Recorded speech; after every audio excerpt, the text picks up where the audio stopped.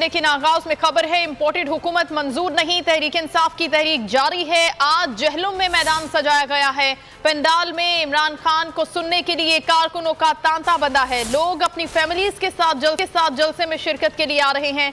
खवातीन के लिए यहाँ पर खुसूसी इंतजाम किए गए हैं।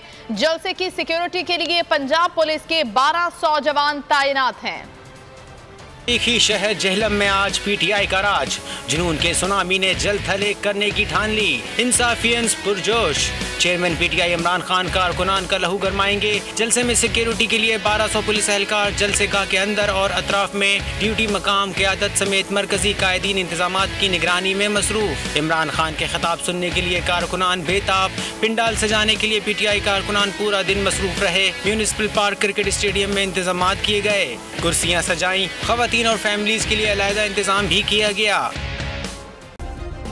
सब्सक्राइब करें और बेल दबाएं ताकि कोई खबर रह न जाए।